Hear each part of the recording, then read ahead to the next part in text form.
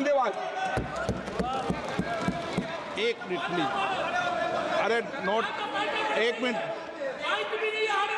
क्या point of order क्या है? 352 सर। पूरे 2 लेके बैठता पूरे 2 दिन में जितना इन्होंने प्रधानमंत्री नेहरू जी को याद किया उतना ही उन्होंने अटल बिहारी। अब माननीय सदस्यों, ओके, माननीय सदस्यों, प्लीज, माननीय सदस्यों, सभा की कार्रवाई, अगर सभा की सहमति हो तो इस विषय की समाप्ति तक बढ़ा दी जाए। माननीय प्रधानमंत्री जी।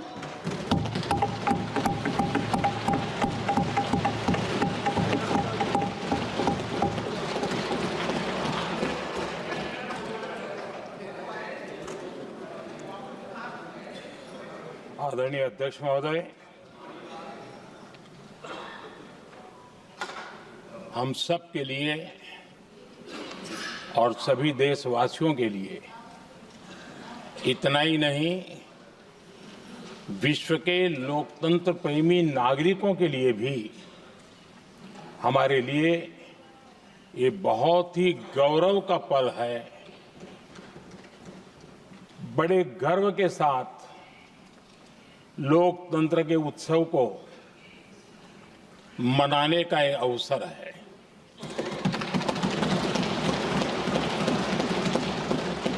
संविधान के 75 वर्ष की यात्रा, यादगार यात्रा और विश्व के सबसे महान और विशाल लोकतंत्र की यात्रा, इसके मूल में हमारे संविधान निर्माताओं की दीर्घदृष्टि, हमारे संविधान निर्माताओं का योगदान और जिसको लेकर के आज हम आगे बढ़ रहे हैं, ये 75 वर्ष पूर्ण होने पर एक उत्सव मनाने का पल है। मेरे लिए खुशी की बात है कि संसद भी इस उत्सव में शामिल होकर के अपनी भावनाओं को प्रकट कर रही है। मैं सभी माननीय सांसदों का आभार व्यक्त करता हूं कि जिन्होंने इस उत्सव के अंदर हिस्सा लिया। मैं उन सबका अभिनंदन करता हूं। आदरणीय अध्यक्ष जी, 75 वर्ष की उपलब्धि साधारण नहीं है, असाधारण है। और जब देश आजाद हुआ और उस समय भारत के लिए जो जो संभावनाएं व्यक्त की गई थी,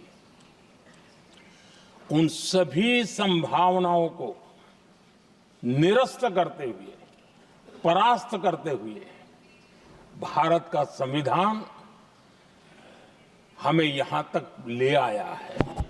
और इसलिए इस महान उपलब्धि के लिए संविधान निर्माताओं के साथ साथ मैं देश के कोटि कोटि नागरिकों का आदरपूर्वक नमन करता हूं, जिन्होंने इस भावना को, इस नई व्यवस्था को जी करके दिखाया है। संविधान निर्माताओं की जो भावनाएं थी, उसको जीने में पिछले 75 साल भारत का नागरिक हर कसौटी पर खरा उतरा है। और इसलिए भारत का नागरिक सर्वाधिक अभिनंदन का अधिकारी है। आदरणीय सभापति जी, संविधान निर्माता इस बात में बहुत सजग थे। वो ये नहीं मानते थे कि भारत का जन्म 1947 में हुआ है। वो ये नहीं मानते थे कि भारत में लोकतंत्र 1950 से आ रहा है। वे मानते थे यहां की महान परंपरा को, महान संस्कृति को, महान विरासत को, हजारों साल की उस यात्रा को, उसके प्रति वो सजग थे। उनको इस बात का पूरा भान था। आदरणीय सभापति जी, भारत का लोकतंत्र, भारत का गणतांत्रिक अतीत बहुत ही समृद्ध रहा है, विश्व के लिए प्रेरक रहा है, और तभी तो भारत आज मदर ऑफ डेमोक्रेसी के रूप में जाना जाता है। हम सिर्फ विशाल लोकतंत्र है इतना नहीं, हम लोकतंत्र की जननी है। आदरणीय सभापति जी, मैं जब ये कह रहा हूं तो मैं 3 महापुरुषों के कोट इस सदन के सामने प्रस्तुत करना चाहता हूं। राजर्षि पुरुषोत्तम दास टंडन जी, मैं संविधान सभा के अंदर हुई चर्चा का उल्लेख कर रहा हूं। उन्होंने कहा था, सदियों के बाद हमारे देश में एक बार फिर ऐसी बैठक बुलाई गई है, यह हमारे मन में अपने गौरवशाली अतीत की याद दिलाती है, जब हम स्वतंत्र हुआ करते थे, जब सभाएं आयोजित की जाती थी जिसमें विद्वान लोग देश के महत्वपूर्ण मामलों पर चर्चा करने के लिए मिला करते थे। दूसरा कोट मैं पढ़ रहा हूं डॉक्टर राधाकृष्णन जी का। वे भी इस संविधान सभा के सदस्य थे। उन्होंने कहा था, इस महान राष्ट्र के लिए गणतांत्रिक व्यवस्था नई नहीं है, हमारे यहां ये इतिहास के शुरुआत से ही है। और तीसरा कोट मैं बाबा साहब आम्बेडकर का कह रहा हूं। बाबा साहब आम्बेडकर जी ने कहा था, ऐसा नहीं है कि भारत को पता नहीं था कि लोकतंत्र क्या होता है। एक समय था जब भारत में कई गणतंत्र हुआ करते थे। आदरणीय सभापति जी, हमारे संविधान के निर्माण की प्रक्रिया में हमारी देश की नारी शक्ति ने संविधान को सशक्त करने में बहुत बड़ी भूमिका निभाई थी। संविधान सभा में 15 माननीय महिला सदस्य थी और सक्रिय सदस्य थी। मौलिक चिंतन के आधार पर उन्होंने संविधान सभा की डिबेट को समृद्ध किया था। और वे सभी बहनें अलग अलग बैकग्राउंड थी, अलग अलग क्षेत्र की थी, और संविधान में उन्होंने जो जो सुझाव दिए, उन सुझावों का संविधान के निर्माण पर बहुत बड़ा प्रभाव रहा था। और हमारे लिए गर्व की बात है कि दुनिया के कई देश आजाद भी हुए, संविधान भी बने, लोकतंत्र भी चला, लेकिन महिलाओं को अधिकार देने में दशकों बीत गए थे।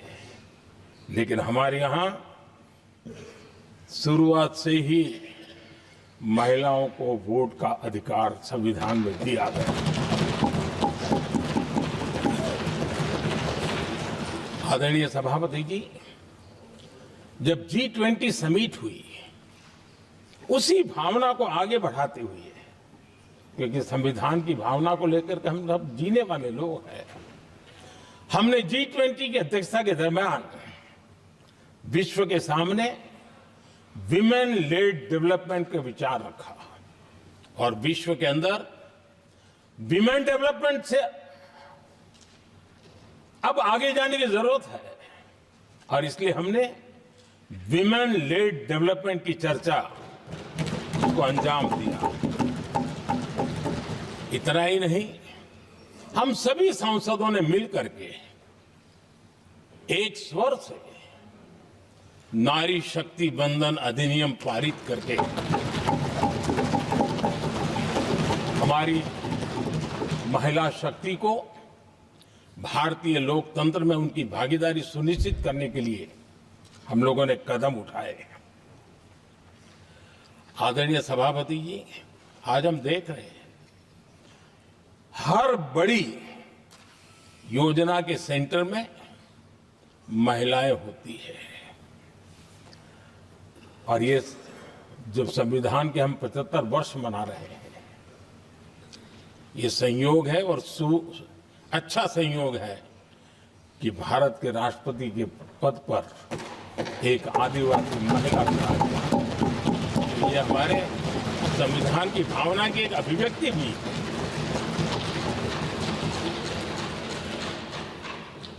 आदरणीय सभापति जी, इस सदन में भी लगातार हमारे महिला सांसदों की संख्या बढ़ रही है, उनका योगदान भी बढ़ रहा है। मंत्री परिषद में भी उनका योगदान बढ़ रहा है। आज सामाजिक क्षेत्र हो, राजनीतिक क्षेत्र हो, शिक्षा का क्षेत्र हो, खेलकूद का क्षेत्र हो, क्रिएटिव वर्ल्ड की दुनिया हो, जीवन के हर क्षेत्र में महिलाओं का योगदान, महिलाओं का प्रतिनिधित्व देश के लिए गौरव दिलाने वाला रहा है। विज्ञान के क्षेत्र में, खास करके स्पेस टेक्नोलॉजी में उनके योगदान की सराहना हर हिंदुस्तानी बड़े गर्व के साथ कर रहा है। और इन सब की सबसे बड़ी प्रेरणा हमारा संविधान है। आदरणीय सभापति जी, अब हमारा देश बहुत तेज गति से विकास कर रहा है। भारत बहुत ही जल्द विश्व की तीसरी बड़ी आर्थिक शक्ति बनने की दिशा में बहुत मजबूत कदम रख रहा है। और इतना ही नहीं, ये 140 करोड़ देशवासियों का संकल्प है कि जब हम आजादी की शताब्दी मनाएंगे, हम इस देश को विकसित भारत बना करके रहेंगे। ये हर भारतीय का संकल्प है, ये हर भारतीय का सपना है। लेकिन इस संकल्प से सिद्धि के लिए सबसे बड़ी आवश्यकता है, वो है भारत की एकता। हमारा संविधान भी भारत की एकता का आधार है। हमारे संविधान के निर्माण कार्य में इस देश के बड़े बड़े दिग्गज थे, स्वतंत्रता सेनानी थे, साहित्यकार थे, विवेचक थे, सामाजिक कार्यकर्ता थे, शिक्षाविद थे, कई फील्ड के प्रोफेशनल्स थे, मजदूर नेता थे, किसान नेता थे, समाज के हर वर्ग का प्रतिनिधित्व था और सबके सब भारत की एकता के प्रति बहुत ही संवेदनशील थे। जीवन के भिन्न भिन्न क्षेत्र से आए हुए, देश के अलग अलग भूभाग से आए हुए सभी लोग इस बात के प्रति सजग थे। और बाबा साहब अंबेडकर जी ने चेताया था। मैं बाबा साहब का कोट पढ़ रहा हूं।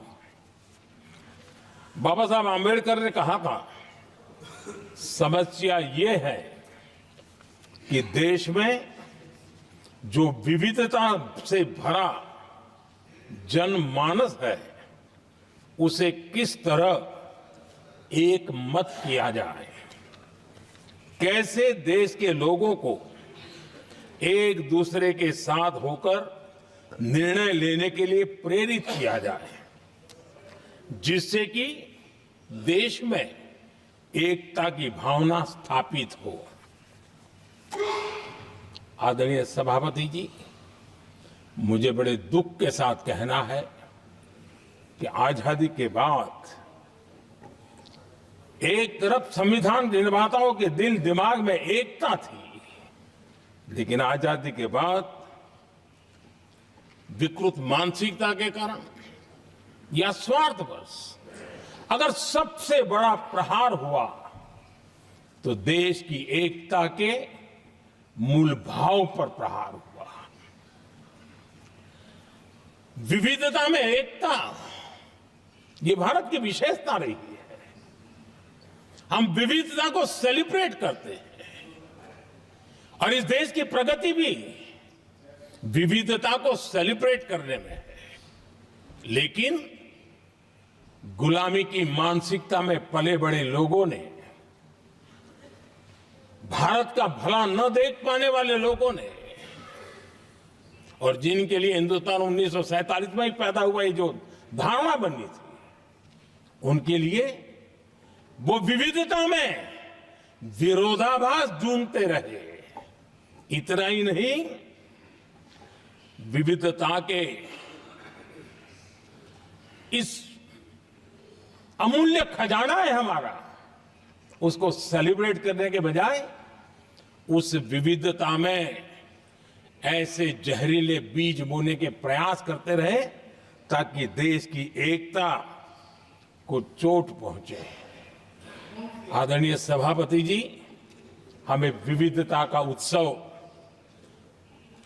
हमारे जीवन का अंग बनाना होगा और वही बाबा साहब आंबेडकर को सच्ची श्रद्धांजलि होगी। आदरणीय सभापति जी,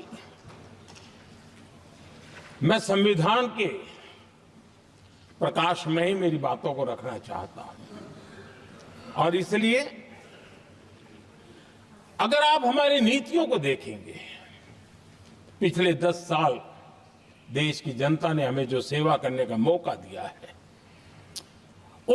हमारी निर्णयों की प्रक्रिया को देखेंगे तो भारत की एकता को मजबूती के देने का निरंतर हम प्रयास करते रहे हैं। आर्टिकल 370 देश की एकता में रुकावट बना पड़ा था, दीवार बना पड़ा था। देश की एकता हमारी प्राथमिकता थी, जो कि हमारी संविधान की भावना थी, और इसलिए धारा 370 को हमने जमीन पर उतार दिया, क्योंकि देश की एकता हमारी प्राथमिकता है। आदरणीय सभापति जी, इस इतने बड़े विशाल देश में अगर आर्थिक रूप से हमें आगे बढ़ना है, हमारी व्यवस्थाओं को और विश्व को भी निवेश के लिए आना है, तो भारत में अनुकूल व्यवस्थाएं चाहिए। और उसी में से हमारे देश में एक लंबे अरसे तक जीएसटी को लेकर के चर्चा चलती रही। मैं समझता हूं इकोनॉमिक यूनिटी के लिए जीएसटी ने बहुत बड़ी भूमिका अदा की है। उस समय पहले की सरकार का भी कुछ योगदान है। वर्तमान समय में हमको इसको आगे बढ़ाने का अवसर मिला और हमने इसको किया, और वो भी वन नेशन वन टैक्स उस भूमिका को आगे बढ़ा रहा है। आदरणीय सभापति जी, हमारे देश में राशन कार्ड गरीब के लिए बहुत बड़ी मूल्यवान दस्तावेज रहा है, लेकिन गरीब अगर एक राज्य से दूसरे राज्य जाता था तो गरीब कुछ भी उसके प्राप्त करने का हकदार नहीं बनता था। इतना बड़ा देश पर उसका किसी भी कोने में जाए उसका उतना ही अधिकार है। एकता के उस भाव को मजबूत करने के लिए हमने one nation one ration card की बात को मजबूत किया। आदरणीय सभापति जी, देश के गरीब को, देश के सामान्य नागरिक को अगर मुफ्त में इलाज मिले तो गरीबी से लड़ने की उसकी ताकत अनेक गुना बढ़ जाती है। लेकिन उसके लिए जहां वो काम करता है वहां पर तो मिल जाए, लेकिन किसी काम बस वो बाहर गया है और वहां पर वो जीवन और मृत्यु की लड़ाई लड़ता हो, ऐसे समय अगर उसको सुविधा नहीं मिलेगी तो व्यवस्था किस काम की। और इसलिए देश की एकता के मंत्र को जीने वाले हम लोगों ने ये तय किया कि one nation one health card, और इसलिए हमने आयुष्मान भारत योजना बनाई। आज बिहार के दूर दराज क्षेत्र का व्यक्ति भी अगर पुणे में कुछ काम कर रहा है और अचानक बीमार हो गया तो उसके लिए आयुष्मान कार्ड होना बहुत इनफ है, उसकी सेवा मिल सकती है। आदरणीय सभापति जी, हम जानते हैं देश में कई बार ऐसा हुआ कि देश के एक हिस्से में बिजली थी लेकिन बिजली सप्लाई नहीं हो रही थी और उसके कारण दूसरे इलाके में अंधेरा था। और पिछली सरकार में हमने विश्व के अंदर भारत की बदनामी हेडलाइन से हुआ करती थी अंधेरे की, वो दिन हमने देखे हैं। और तब जाकर के एकता के मंत्र को लेकर के संविधान की भावना को जीने वाले हम लोगों ने वन नेशन वन ग्रिड को परिपूर्ण कर दिया। और इसलिए आज बिजली के प्रवाह को निर्विरोध रूप से हिंदुस्तान के हर कोने में ले जाया जा सकता है। आदरणीय सभापति जी, हमारे देश में इंफ्रास्ट्रक्चर में भी भेदभाव की बू आती रही है। हमने उसे मिटा करके देश की एकता को ध्यान में रखते हुए, एक संतुलित विकास को ध्यान में रखते हुए हमने उस भेदभाव, उस भावना को खत्म करके एकता को मजबूत किया। हमने नॉर्थ ईस्ट हो या जम्मू कश्मीर हो, हिमालय की गोद के इलाके हो या रेगिस्तान के सटे हुए इलाके हो, हमने पूरी तरह इंफ्रास्ट्रक्चर को एक सामर्थ्य देने का प्रयास किया है ताकि एकता के भाव को अभाव में से कारण कोई दूरी पैदा न हो, उसमें से बदलने का हमने काम किया। आदरणीय सभापति जी, युग बदल चुका है और हम नहीं चाहते हैं कि डिजिटल के क्षेत्र में हैव्स एंड हैव्स नॉट की स्थिति बन जाए। देश के लिए समान रूप से, और इसलिए दुनिया के अंदर बड़े गर्व के साथ हम कहते हैं कि भारत का जो डिजिटल इंडिया की जो सक्सेस स्टोरी है उसका एक कारण है हमने टेक्नोलॉजी को डेमोक्रेटाइज करने का प्रयास किया है। और उसी का भाग है ये हमारे संविधान निर्माताओं ने हमें दिशा दिखाई है कि हमने ऑप्टिकल फाइबर हिंदुस्तान की हर पंचायतों तक ले जाने का प्रयास किया है ताकि भारत की एकता को मजबूती देने में हमें ताकत मिले। आदरणीय सभापति जी, हमारा संविधान की अपेक्षा है एकता की, और इसी को ध्यान में रखते हुए हमने मातृभाषा के महात्म्य को स्वीकारा है। मातृभाषा को दबा करके हम देश के जनमानस को संस्कारित नहीं कर सकते, और इसलिए हमने न्यू एजुकेशन पॉलिसी में भी मातृभाषा को बहुत बल दिया है। और अब मेरे देश का गरीब का बच्चा भी मातृभाषा में डॉक्टर इंजीनियर बन सकता है, क्योंकि हमारा संविधान सबसे पीछे है, उनकी सबसे दरकार करने का हमें आदेश देता है। इतना ही नहीं, हमने क्लासिकल लैंग्वेज की दिशा में भी कई लैंग्वेजेस जो जिनका हक बनता था उनको हमने उस स्थान पर रख करके हमने उनका सम्मान किया था। देश भर में एक भारत श्रेष्ठ भारत का अभियान देश के एकता को मजबूत और नई पीढ़ी को वो संस्कारित करने का काम हमारी तरफ से चल रहा है। आदरणीय सभापति जी, काशी तमिल संगमम और तेलुगु काशी संगमम ये आज एक बहुत बड़ा इंस्टीट्यूशनलाइज हुआ है और समाज के निकटता को मजबूती देने का एक सांस्कृतिक प्रयास भी हमारा चलता रहा है, क्योंकि उसका कारण यही है कि संविधान की मूल धारा में भारत की एकता का महात्म्य स्वीकार किया गया है और उसको हमें बल देना चाहिए। आदरणीय सभापति जी, संविधान के आज 75 वर्ष हो रहे हैं, लेकिन हमारे यहां तो 25 वर्ष का भी महत्व होता है, 50 वर्ष का भी महत्व होता है, 60 साल का भी महत्व होता है। जरा हम इतिहास की तरफ नजर करें कि संविधान यात्रा के इन महत्वपूर्ण पड़ाव का क्या हुआ था। जब देश संविधान के 25 वर्ष पूरे कर रहा था, उसी समय हमारे देश में संविधान को नोच लिया गया, इमरजेंसी आपातकाल लाया गया।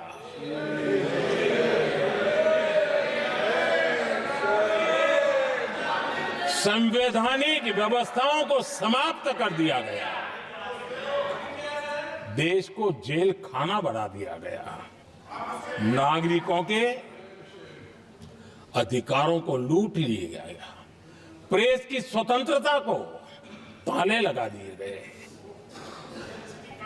और कांग्रेस के माथे पर ये जो पाप है ना, वो कभी भी धुलने वाला नहीं है, कभी भी धुलने वाला। यह सिर्फ हिंदुस्तान है, दुनिया में जब जब लोकतंत्र की चर्चा होगी, कांग्रेस के माथे का ये पाप कभी धुलने वाला नहीं है, क्योंकि लोकतंत्र का गला घोंट दिया गया था। भारत के संविधान निर्माताओं की तपस्या को मिट्टी में मिलाने की कोशिश की गई थी। आदरणीय सभापति जी, जब 50 साल हुए तब क्या भुला दिया गया था? जी नहीं, अटल बिहारी वाजपेयी जी की सरकार थी और 26 नवंबर को 2000 देश भर में संविधान का 50वां वर्ष मनाया गया था। अटल बिहारी वाजपेयी जी ने प्रधानमंत्री के नाते राष्ट्र को एक विशेष संदेश दिया था। एकता, जनभागीदारी, साझेदारी, उसके महत्व पर बल देते हुए उन्होंने संविधान की भावना को जीने का प्रयास किया था, जनता को जगाने का भी प्रयास किया था। और अध्यक्ष जी, जब देश संविधान का 50 वर्ष मना रहा था और जब 50 वर्ष की पूर्णाहुति हुई, तो ये मेरा भी सौभाग्य था कि मुझे भी संविधान की प्रक्रिया से मुख्यमंत्री बनने का अवसर मिल गया। और मैं जब मुख्यमंत्री था, उसी कार्यकाल में संविधान के 60 साल हुए और तब मैंने तय किया था मुख्यमंत्री के नाते कि हम गुजरात में संविधान के 60 साल मनाएंगे। और इतिहास में पहली बार ऐसा हुआ है जब संविधान के ग्रंथ को हाथी पर बनाई हुई अंबाड़ी में रखा गया, उस विशेष व्यवस्था में रखा गया। हाथी पर संविधान की यात्रा निकल, संविधान गौरव यात्रा निकाली गई और राज्य का मुख्यमंत्री उस संविधान के नीचे हाथी के बगल में पैदल चल रहा था और देश को संविधान का महत्व समझाने का सांकेतिक प्रयास कर रहा था। ये सौभाग्य भी मुझे प्राप्त हुआ था, क्योंकि हमारे लिए संविधान का महत्व क्या है। और आज 75 साल हुए, हमें अवसर मिला। और मुझे याद है जब मैंने लोकसभा के पुराने सदन के अंदर जब 26 नवंबर को संविधान दिवस मनाने की बात कही थी, तब एक वरिष्ठ नेता ने सामने से आवाज उठाई थी कि 26 जनवरी तो है, 26 नवंबर की क्या जरूरत है। क्या भावना घर कर गई थी, ये बहुत पुरानी बात रही है। इसी सदन में मेरे सामने हुआ था। लेकिन आदरणीय सभापति जी, मेरे लिए खुशी की बात है कि इस विशेष सत्र में अच्छा होता, संविधान की शक्ति, संविधान की विविधताओं पर चर्चा होती, नई पीढ़ी को काम आता। लेकिन हर एक की अपनी अपनी मजबूरियां होती है, हर कोई अपना दुख किसी न किसी रूप में प्रकट करता रहता है। कईयों ने अपनी विफलताओं का दुख प्रकट किया है। अच्छा होता दलगत भावनाओं से उठ करके देश हित में संविधान की चर्चा हुई होती, तो समृद्धि मिलती अनेक देश की नई पीढ़ी को। आदरणीय सभापति जी, मैं तो संविधान के प्रति विशेष आदर का भाव व्यक्त करना चाहूंगा कि संविधान की भावना थी कि मेरे जैसे अनेक लोग जो यहां पहुंच नहीं पाते। ये संविधान था जिसके कारण हम पहुंच पाए, क्योंकि हमारा कोई बैकग्राउंड नहीं था। हम यहां तक कैसे आते? ये संविधान का सामर्थ्य था, जनता जनार्दन के आशीर्वाद थे। इतना बड़ा दायित्व, और मेरे जैसे बहुत लोग यहाँ भी जिनका ऐसा कोई बैकग्राउंड नहीं है, यही एक सामान्य परिवार से आए हैं, और आज संविधान ने हमें यहाँ तक पहुँचाया है। और ये भी कितना बड़ा सौभाग्य है कि हमें देश ने इतना स्नेह दिया, एक बार नहीं, दो बार नहीं, 3 बार। ये हमारे संविधान के बिना संभव नहीं था। आदरणीय सभापति जी,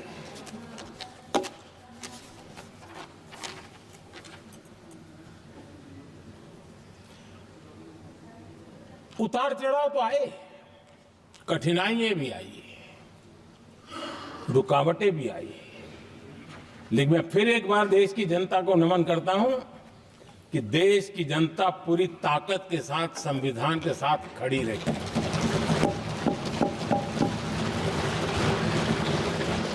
आदरणीय सभापति जी, मैं आज यहां किसी की व्यक्तिगत आलोचना करना नहीं चाहता हूं, लेकिन तथ्यों को देश के सामने रखना जरूरी है, और इसलिए मैं तथ्यों को रखना चाहता हूं। कांग्रेस के एक परिवार ने संविधान को चोट पहुंचाने में कोई कोर कसर नहीं छोड़ी है।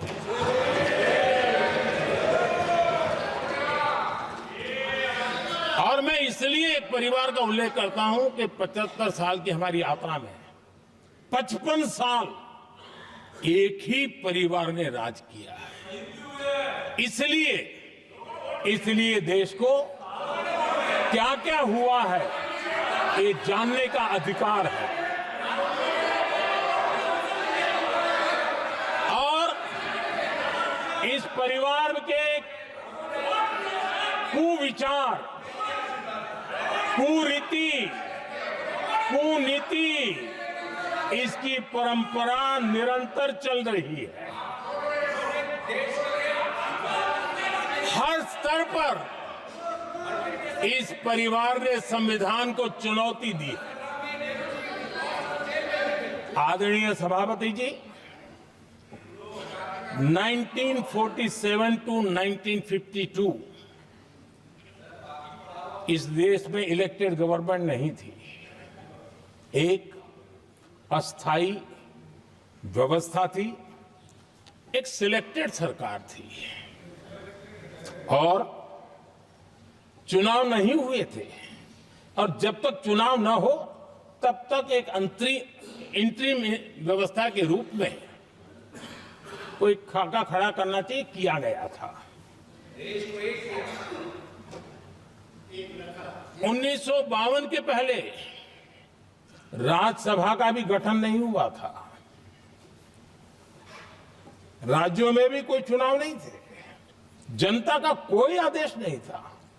उसके बावजूद भी, और अभी तो संविधान निर्माताओं ने इतना मंथन करके संविधान बनाया था।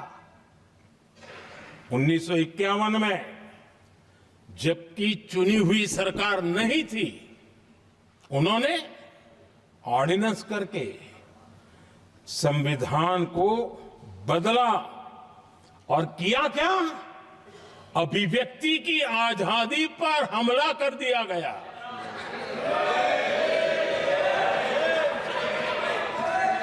और ये संविधान निर्माताओं का भी अपमान था, क्योंकि ऐसी बातें कोई संविधान सभा में नहीं आई होगी, ऐसा नहीं है, लेकिन वहां उनकी चली नहीं। तो बाद में जैसे ही मौका मिला, उन्होंने अभिव्यक्ति की इस आजादी को, उस पर उन्होंने हथौड़ा मार दिया। और ये संविधान निर्माताओं का घोर अपमान है। अपने मन की चीजें जो संविधान सभा के अंदर नहीं करवा पाए, उन्होंने पिछले दरवाजे से किया, और वो भी चुनी हुई सरकार के वो प्रधानमंत्री नहीं थे, उन्होंने पाप किया था। इतना ही नहीं, आदरणीय सभापति जी, उसी दौरान उस समय के प्रधानमंत्री पंडित नेहरू जी ने मुख्यमंत्रियों को एक चिट्ठी लिखी थी। उस चिट्ठी में उन्होंने लिखा था, नेहरू जी लिखते हैं, अगर संविधान हमारे, आगे नेहरू जी लिखते हैं, अगर संविधान हमारे रास्ते के बीच में आ जाए, ये नेहरू जी लिख रहे हैं, अगर संविधान हमारे रास्ते के बीच में आ जाए, आगे नेहरू जी कह रहे हैं, तो हर हाल में संविधान में परिवर्तन करना चाहिए। ये नेहरू जी ने मुख्यमंत्रियों को चिट्ठी लिखी।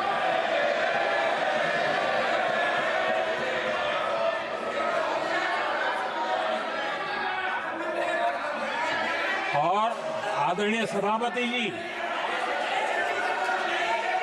ये भी देखिए, 1951 में ये पाप किया गया, लेकिन देश चुप नहीं था। उस समय राष्ट्रपति डॉक्टर राजेंद्र प्रसाद जी ने चेताया, ये गलत हो रहा है। उस समय स्पीकर पद पर बैठे हुए हमारे स्पीकर महोदय ने भी पंडित जी को कहा, गलत कर रहे हो। इतना ही नहीं, आचार्य कृपलानी जी, जयप्रकाश नारायण जैसे महान कांग्रेसी लोगों ने भी पंडित नेहरू ने कहा कि ये रोको, लेकिन पंडित जी का अपना संविधान चलता था, और इसलिए उन्होंने इतने वरिष्ठ महानुभावों की सलाह मानी नहीं, और उसे भी उन्होंने दरकिनार कर दिया। और आदरणीय सभापति जी, ये संविधान संशोधन करने का ऐसा खून कांग्रेस के मुंह लग गया कि समय समय पर वो संविधान का शिकार करती रही। ये खून मुंह पे लग गया। इतना ही नहीं, संविधान के स्पिरिट को लहू लहान करती रही। आदरणीय सभापति जी, करीब 6 दशक में 75 बार संविधान बदला गया। आदरणीय सभापति जी, जो बीज देश के पहले प्रधानमंत्री जी ने बोया था, उस बीज को खाद पानी देने का काम एक और प्रधानमंत्री ने किया। उनका नाम था श्रीमती इंदिरा गांधी।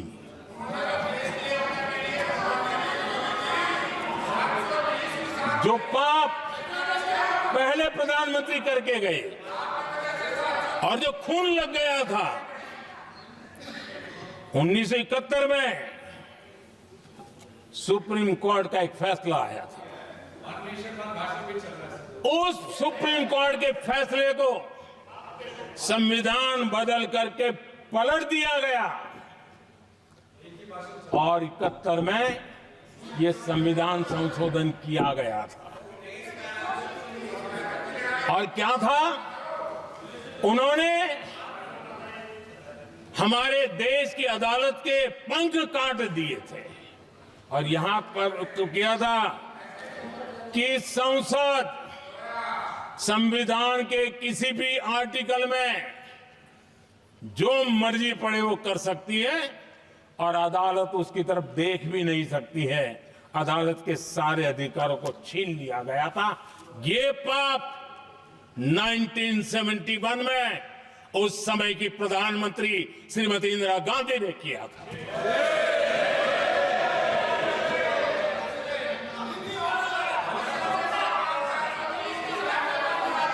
और इस परिवर्तन ने इंदिरा जी की सरकार को मौलिक अधिकारों को छीनने का और न्यायपालिका पर नियंत्रण करने का अधिकार दिया, सक्षम बना दिया था। आदरणीय सभापति जी, खून मुंह पे लग गया था, कोई रोकने वाला था नहीं। और इसलिए जब इंदिरा जी के चुनाव को गैर रीति के कारण, असंवैधानिक तरीके से चुनाव लड़ने के कारण अदालत ने उनके चुनाव को खारिज कर दिया और उनको एमपी पद छोड़ने की नौबत आई, तो उन्होंने गुस्से में आकर के देश पर इमरजेंसी थोप दी, आपातकाल लगा दिया अपनी कुर्सी बचाने के लिए। और उसके बाद इतना ही नहीं, उन्होंने इमरजेंसी तो लगाई, संविधान का दुरुपयोग तो किया ही किया, भारत के लोकतंत्र का गला तो घोंट ही दिया। लेकिन 1975 में 39वां संशोधन किया और उसमें उन्होंने क्या किया, राष्ट्रपति, उपराष्ट्रपति, प्रधानमंत्री, अध्यक्ष, इनके चुनाव के खिलाफ कोई कोर्ट में जा ही नहीं सकता है, ऐसा उन्होंने, और वो भी रिट्रोस्पेक्टिव किया, आगे के लिए नहीं, पीछे का भी, अपने पापों का भी उन्होंने। और आदरणीय सभापति जी, मैं संविधान की बात कर रहा हूं, मैं संविधान के आगे पीछे कुछ नहीं बोल रहा हूं।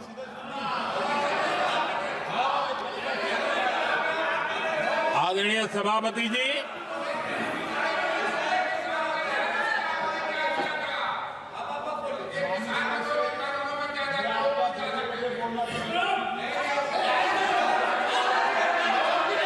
आदरणीय सभापति जी, इमरजेंसी में लोगों के अधिकार छीन लिए गए, देश के हजारों लोगों को जेलों में ठूंस दिया गया, न्यायपालिका का गला घोंट दिया गया, अखबारों की स्वतंत्रता पर ताले लगा दिए गए। इतना ही नहीं, कमिटेड जुडिशरी, इस विचार को उन्होंने पूरी ताकत दी। और इतना ही नहीं, जिस जस्टिस एच.आर. खन्ना ने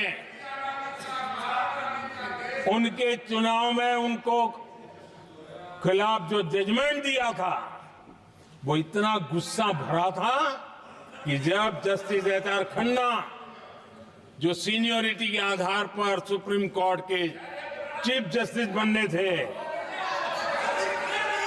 जिन्होंने संविधान के सम्मान करते हुए उस पीरियड से इंदिरा जी को सजा दी थी, उन्होंने मुख्य न्यायाधीश नहीं बनने दिया।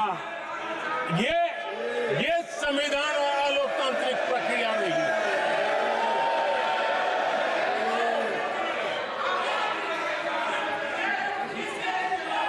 आदरणीय सभापति जी, यहां भी ऐसे कई दल बैठे हैं जिनके मुखिया भी सारे जेल में हुआ करते थे। ये इनकी मजबूरी है कि वहां जाके बैठे हैं, उनको भी जेलों में ठूस दिया गया था। आदरणीय सभापति जी, देश पर जुल्म तांडव चल रहा था, निर्दोष लोगों को जेलों में ठूस दिया जाता था, लाठियां बरताई जाती थी, कई लोग जेलों में मौत के शरण हो गए थे, और एक निर्दयी सरकार संविधान को चूर चूर करती रही थी। आदरणीय सभापति जी, ये परंपरा यहां नहीं रुकी। जो परंपरा नेहरू जी ने शुरू की थी, जिसको दूसरे प्रधानमंत्री जी इंदिरा जी ने आगे बढ़ाया, क्योंकि खून मुंह पे लग गया था। और इसलिए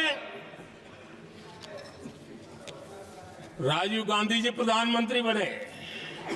उन्होंने संविधान को एक और गंभीर झटका दे दिया। सबको समानता, सबको समानता, सबको न्याय, उस भावना को चोट पहुंचाई। आदरणीय सभापति जी, आपको मालूम है,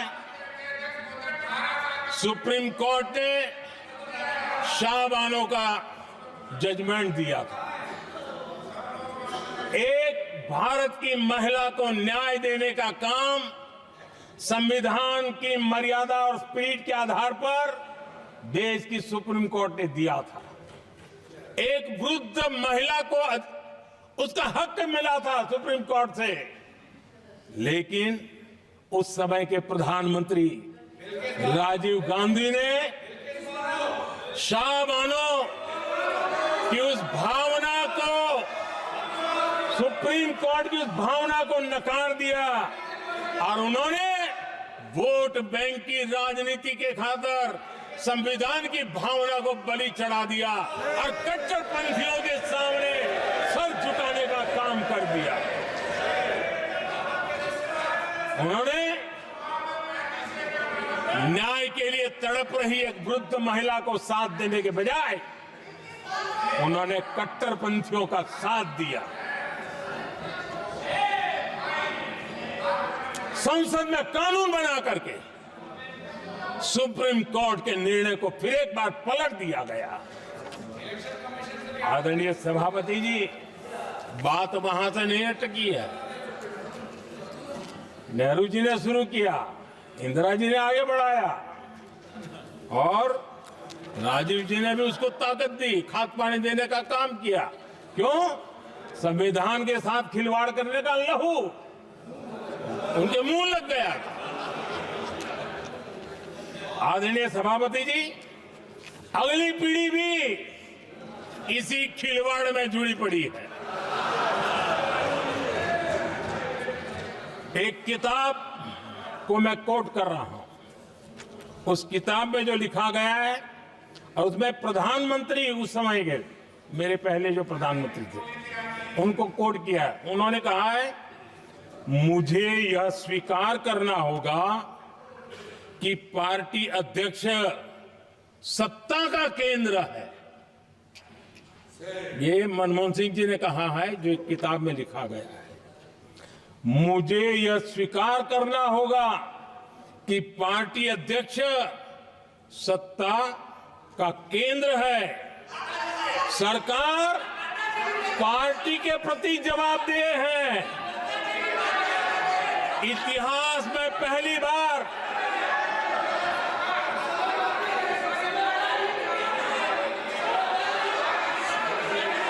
आदरणीय सभापति जी, नहीं, आप सदन इतिहास तरीके से में पहली बार नो, ये तरीका बिल्कुल ठीक नहीं है। सदन के नेता बोल रहे हैं, आपको मर्यादा रखनी चाहिए। ऐसे सदन नहीं चलेगा इस तरीके से, गलत तरीका आपका ये। माननीय प्रधानमंत्री जी, आदरणीय सभापति जी, इतिहास में पहली बार संविधान को ऐसी गहरी चोट पहुंचा दी गई। संविधान निर्माताओं ने चुनी हुई सरकार और चुने हुए प्रधानमंत्री की कल्पना तक ही हमारा संविधान था, लेकिन इन्होंने तो प्रधानमंत्री के ऊपर एक गैर संवैधानिक, और जिसने कोई शपथ भी नहीं लिया था, नेशनल एडवाइजरी काउंसिल पीएमओ के भी ऊपर बैठा दिया। पीएमओ के ऊपर अघोषित दर्जा दे दिया गया।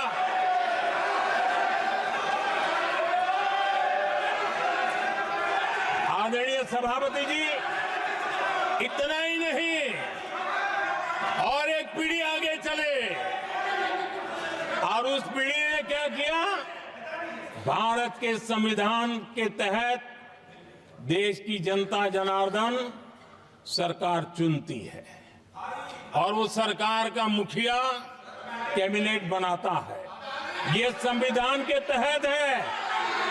इस कैबिनेट ने जो निर्णय किया, संविधान का अपमान करने वाले अहंकार से भरे लोगों ने पत्रकारों के सामने कैबिनेट के निर्णय को फाड़ दिया। संविधान को हर मौके पर संविधान के साथ खिलवाड़ करना, संविधान को न मानना, ये जिनकी आदत हो गई थी। और दुर्भाग्य देखिए, एक अहंकारी व्यक्ति कैबिनेट के निर्णय को फाड़ दे और कैबिनेट अपना फैसला बदल दे। ये कौन सी व्यवस्था है? आदरणीय सभापति जी, मैं जो कुछ भी कह रहा हूं वो संविधान के साथ क्या हुआ उसी की बात कर रहा हूं। उस समय करने वाले पात्रों को लेकर किसी को परेशानी होती होगी, लेकिन बात संविधान की है। मेरे मन के और मेरे विचारों को मैं अभिव्यक्त नहीं कर रहा हूं।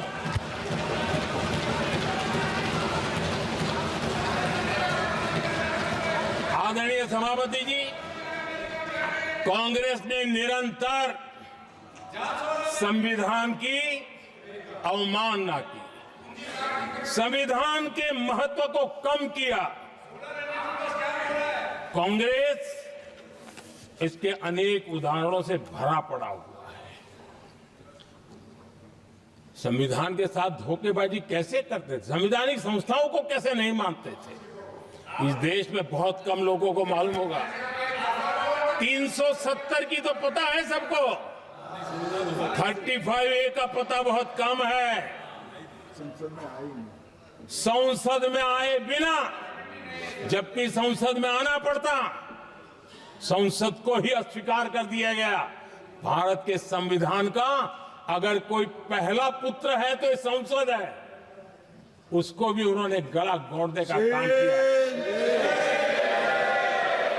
35A जो संसद में लाए बिना उन्होंने देश पर थोप दिया, और अगर 35A न होता तो जम्मू कश्मीर में जो हालत पैदा हुई वो हालत पैदा न हुई होती। राष्ट्रपति के आदेश पर यह काम किया गया और देश की संसद को अंधेरे में रखा गया। आदरणीय सभापति, ये संसद का अधिकार था, कोई अपनी मनमानी से नहीं कर सकता था, लेकिन और उनके पास बहुमत था, कर सकते थे, लेकिन वो नहीं किया क्योंकि पेट में पाप था, देश की जनता से छुपाना चाहते थे। आदरणीय सभापति जी, इतना ही नहीं, बाबा साहब आंबेडकर जिनके प्रति आज सम्मान का भाव सब कोई अनुभव कर रहा है, और हम लोगों के लिए तो बहुत विशेष है, क्योंकि हम लोगों के लिए तो जीवन में बहुत बड़ी जो कुछ भी रास्ते मिले ना वहीं से मिले हैं। आदरणीय सभापति जी, बाबा साहब आंबेडकर, इनके प्रति भी इनके मन में कितनी कटुता भरी थी, कितना द्वेष भरा था, मैं आज उसके डिटेल में जाना नहीं चाहता हूं, लेकिन जब अटल जी की सरकार थी तब बाबा साहब आंबेडकर, उनका जो महापरिनिर्वाण भूमि है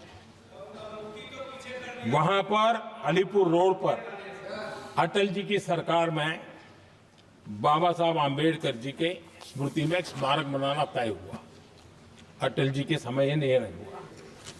दुर्भाग्य देखिए, 10 वर्ष यूपीए की सरकार रही, उसने इस काम को नहीं किया, न होने दिया। बाबा साहब आंबेडकर का जब जब हमारी सरकार आई, बाबा साहब आम्बेडकर के प्रति हमारा श्रद्धा होने के कारण हमने अलीपुर रोड पर बाबा साहब मेमोरियल बनाया और उसका काम किया। आदरणीय सभापति जी, दिल्ली में जब बाबा साहब आम्बेडकर के 1992 में, उस समय चंद्रशेखर जी कुछ समय थे, तब एक निर्णय किया गया था, आम्बेडकर इंटरनेशनल सेंटर यही जनपद के पास 40 साल तक वो कागज पे ही पड़ा रहा, नहीं किया गया। और तब जाकर के 2015 में हमारी सरकार आई और हमने आकर के इस काम को पूरा किया।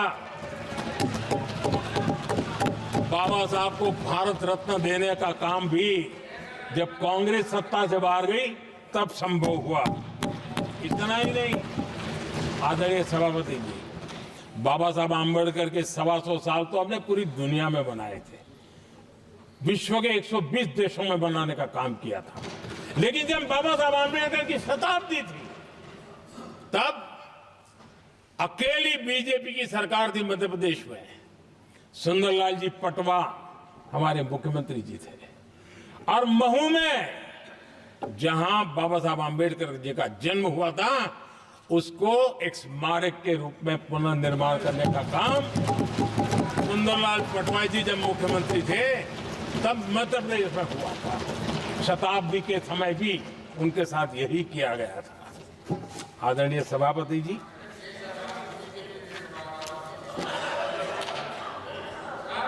हमारे देश में बाबा साहब आम्बेडकर एक दीर्घदृष्टा थे। समाज के दबे कुचले लोगों को मुख्य धारा में लाने के लिए वो प्रतिबद्ध थे और एक लंबे सोच के साथ भारत को अगर विकसित होना है तो भारत का कोई अंग दुर्बल नहीं रहना चाहिए, ये चिंता बाबा साहब को सताती थी। और तब जाकर के हमारे देश में आरक्षण की व्यवस्था बनी। लेकिन वोट बैंक की राजनीति में छुपे हुए लोगों ने, डूबे हुए लोगों ने धर्म के आधार पर, तुष्टीकरण के नाम पर आरक्षण के अंदर कुछ न कुछ नुक्सेदनी करने का प्रयास किया और इसका सबसे बड़ा नुकसान एससी, एसटी और ओबीसी समाज को हुआ है। आदरणीय सभापति जी, आरक्षण की कथा बहुत लंबी है। नेहरू जी से लेकर के राजीव गांधी तक कांग्रेस के प्रधानमंत्रियों ने आरक्षण का घोर विरोध किया है। हिस्ट्री कह रही है आरक्षण के विरोध में लंबी लंबी चिट्ठियां स्वयं नेहरू जी ने लिखी है, मुख्यमंत्रियों को लिखी है। इतना ही नहीं, सदन में आरक्षण के खिलाफ लंबे लंबे भाषण इन लोगों ने किए हैं। बाबा साहब आम्बेडकर समता के लिए और भारत में संतुलित विकास के लिए आरक्षण की लेकर के आए, उन्होंने उसके खिलाफ भी झंडा ऊंचा किया हुआ था। दशकों तक मंडल कमीशन के रिपोर्ट को डिब्बे में डाल दिया था। जब कांग्रेस को देश ने हटाया, जब कांग्रेस गई, तब जाकर के ओबीसी को आरक्षण मिला। तब तक ओबीसी को आरक्षण नहीं मिला। ये कांग्रेस का पाप है। अगर उस समय मिला होता तो आज देश के अनेक पदों पर ओबीसी समाज के लोग भी देश की सेवा करते, लेकिन नहीं करने दिया, नहीं होने दिया। ये पाप इन्होंने किया था। आदरणीय सभापति जी, जब हमारे यहां संविधान का निर्माण चल रहा था, तब संविधान निर्माताओं ने धर्म के आधार पर आरक्षण होना चाहिए कि नहीं होना चाहिए, इस विषय पर घंटों तक, दिनों तक गहन चर्चा की है। विचार विमर्श किया है और सबका मत बना है कि भारत जैसे देश की एकता और अखंडता के लिए धर्म के संप्रदाय के आधार पर आरक्षण नहीं हो सकता है। सुविचारित मत था, ऐसा नहीं कि भूल गए थे, रह गया था। सोच विचार कर तय किया गया था कि भारत की एकता और अखंडता के लिए संप्रदाय और धर्म के आधार पर यह नहीं होगा। लेकिन कांग्रेस ने सत्ता सुख के लिए, सत्ता भूख के लिए, अपनी वोट बैंक को खुश करने के लिए धर्म के आधार पर आरक्षण का नया खेल खेला है, जो संविधान की भावना के खिलाफ है। इतना ही नहीं, दे भी दिया कुछ जगह पे और सुप्रीम कोर्ट से झटके लग रहे हैं। और इसलिए अब दूसरे बहाने से बहाने बता रहे हैं, ये करेंगे वो करेंगे। मन में साफ है, धर्म के आधार पर आरक्षण देना चाहते हैं, इसलिए खेल खेले जा रहे हैं। संविधान निर्माताओं के भावनाओं पर गहरी चोट करने का यह निर्लज्ज प्रयास है। आदरणीय सभापति जी, आदरणीय सभापति जी,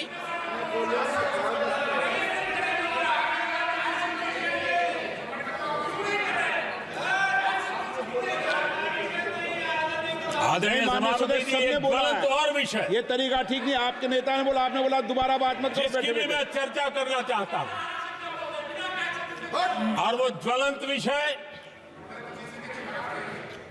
समान नागरिक संहिता, यूनिफॉर्म सिविल कोड। ये विषय भी संविधान सभा के ध्यान बाहर नहीं था। संविधान सभा ने यूनिफॉर्म सिविल कोड को लेकर के लंबी चर्चा की, गहन चर्चा की, और उन्होंने बहस के बाद निर्णय किया कि अच्छा होगा कि जो भी सरकार चुन करके आए वो उसका निर्णय करे और देश में यूनिफॉर्म सिविल कोड लागू करे। ये संविधान सभा का आदेश था। और बाबा साहब आंबेडकर ने कहा था, जो लोग संविधान को समझते नहीं है, देश को समझते नहीं है, सत्ता भूख सेवा कुछ पढ़ा नहीं है, उनको पता नहीं है बाबा साहब ने क्या कहा था। बाबा साहब ने कहा था, धार्मिक आधार पर बने, ये मैं बाबा साहब की बात कर रहा हूं, इतना वीडियो कट करके घुमाना मत। आदरणीय सभापति जी, बाबा साहब ने कहा था, धार्मिक आधार पर बने पर्सनल लॉ को खत्म करने की बाबा साहब ने जोरदार वकालत की थी। उस समय के सदस्य के.एम. मुंशी जी ने कहा था, समान नागरिक संहिता को राष्ट्र की एकता और आधुनिकता के लिए अनिवार्य बताया था। कमा मुंशी जी ने। सुप्रीम कोर्ट ने भी कई बार कहा है कि देश में यूनिफॉर्म सिविल कोड जल्द से जल्द लाना चाहिए। सरकारों को आदेश दिए हैं सुप्रीम कोर्ट ने, और उसी संविधान की भावना को ध्यान में रखते हुए, संविधान निर्माताओं की भावनाओं को ध्यान में रखते हुए हम पूरी ताकत से लगे हुए हैं सेक्युलर सिविल कोड के लिए। और आज कांग्रेस के लोग संविधान निर्माताओं की भावना का भी, सुप्रीम कोर्ट की भावना का भी अनादर कर रहे हैं, क्योंकि उनकी राजनीति को सूट नहीं करता है। उनके लिए संविधान वो पवित्र ग्रंथ नहीं है, उनके लिए एक हथियार है राजनीति का। खेल खेलने का हथियार बना दिया। लोगों को डराने के लिए संविधान को हथियार बनाया जाता है। आदरणीय सभापति जी, और ये कांग्रेस पार्टी, उनको तो संविधान शब्द भी उनके मुंह में शोभा नहीं देता है। इसलिए जो अपनी पार्टी के संविधान को नहीं मानते हैं, जिन्होंने अपनी पार्टी के संविधान को कभी स्वीकार नहीं किया है, क्योंकि संविधान को स्वीकार करने के लिए एक लोकतांत्रिक स्पिरिट लगता है जो जिनकी रगों में नहीं है। सत्तावाद और परिवारवाद भरा पड़ा है। अब आप देखिए जो कैसी शुरुआती कितनी गड़बड़ हुई है। मैं कांग्रेस की बात कर रहा हूं। 12 कांग्रेस की प्रदेश की कमेटियों ने, 12 प्रदेश कमेटियों ने सरदार पटेल के नाम पर सहमति दी थी। नेहरू जी के साथ एक भी कमेटी नहीं थी, नॉट अ सिंगल। संविधान के तहत सरदार साहब ही देश के प्रधानमंत्री बनते हैं, लेकिन लोकतंत्र में श्रद्धा नहीं, खुद के संविधान पर विश्वास नहीं, खुद के ही संविधान को स्वीकारना नहीं, और सरदार साहब देश के प्रधानमंत्री नहीं बन सके और ये बैठ गए। जो लोग अपनी पार्टी के संविधान को, जो लोग अपनी पार्टी के संविधान को नहीं मानते, वो कैसे देश के संविधान को स्वीकार कर सकते हैं?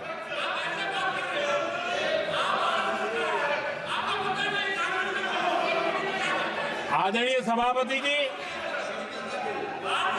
जो लोग संविधान में लोगों के नाम ढूंढते रहते हैं, मैं जरा बताना चाहता हूं। कांग्रेस पार्टी के एक अध्यक्ष हुआ करते थे और वो अति पिछड़े समाज से आते थे। अति पिछड़े, पिछड़े भी नहीं, अति पिछड़े, अति पिछड़े समाज से आते हुए उनके अध्यक्ष श्रीमान सीताराम केसरी जी, कैसा अपमान किया गया। कहते हैं बाथरूम में बंद कर दिया गया, उठा करके फुटपाथ पर फेंक दिया गया। अपनी पार्टी के संविधान में ऐसा कभी नहीं लिखा गया, लेकिन अपनी पार्टी के संविधान को न मानना, लोकतंत्र की प्रक्रिया को न मानना, और पूरी कांग्रेस पार्टी पर एक परिवार ने कब्जा कर लिया, लोकतंत्र को नकार दिया। आदरणीय सभापति जी,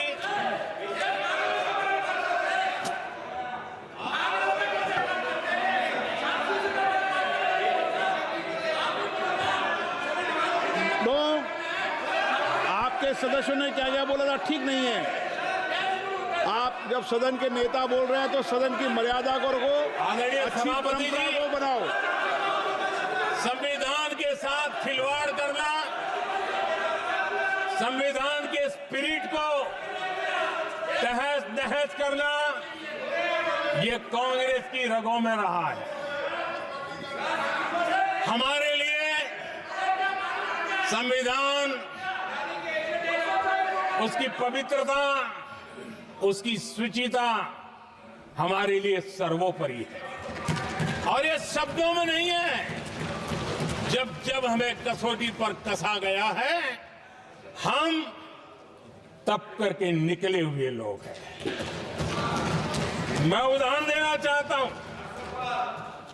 1996 में सबसे बड़े दल के रूप में भारतीय जनता पार्टी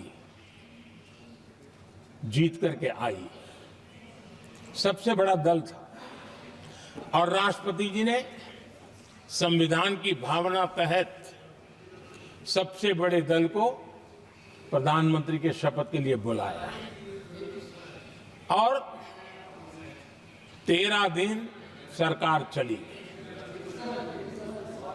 अगर हमें संविधान के स्पिरिट के प्रति हमारा भावना न होती तो हम भी ये बांटो, वो बांटो, ये दे दो, वो दे दो, इसको डिप्टी पीएम बना दो, इसको ढिकना बना दो, हम भी सत्ता सुख भोग सकते थे। लेकिन अटल जी ने सौदेबाजी का रास्ता नहीं चुना, संविधान के सम्मान का रास्ता चुना और 13 दिन के बाद इस्तीफा देना स्वीकार कर दिया। ये ऊंचाई है हमारी लोकतंत्र की। इतना ही नहीं, 1998 में एनडीए की सरकार थी, सरकार चल रही थी, लेकिन कुछ लोगों को हम नहीं तो कोई नहीं, ये जो एक परिवार का खेल चला है, अटल जी की सरकार को अस्थिर करने के लिए खेल चले गए। वोट हुआ, खरीद फरोख्त तब भी हो सकती थी, बाजार में माल तब भी बिकता था, लेकिन संविधान की भावना के प्रति समर्पित अटल बिहारी वाजपेयी जी की सरकार ने एक वोट से हारना पसंद किया, इस्तीफा दिया, लेकिन असंवैधानिक कोई कृत्य नहीं किया। ये हमारा इतिहास है, ये हमारे संस्कार है, ये हमारी परंपरा है। और दूसरी तरफ अदालत ने भी जिस पर थप्पा मार दिया, कैश फॉर वोट का कांड, एक लघुमती सरकार को बचाने के लिए संसद में नोटों के ढेर साक्ष्य के रूप में रखे गए, असंवैधानिक तरीका। सरकार बचाने के लिए भारत के लोकतंत्र की भावना को बाजार बना दिया गया, वोट खरीदे गए। आदरणीय सभापति जी, 90 के दशक में कई सांसदों को रिश्वत देने का पाप, ये संविधान की भावना थी कि 140 करोड़ वासियों के मन में जो लोकतंत्र पनपा है, उस लोकतंत्र के साथ ये खिलवाड़। कांग्रेस के लिए सत्ता सुख, सत्ता की भूख, यही एकमात्र कांग्रेस का इतिहास है, कांग्रेस का वर्तमान है। आदरणीय सभापति जी, 2014 के बाद एनडीए को सेवा का मौका मिला,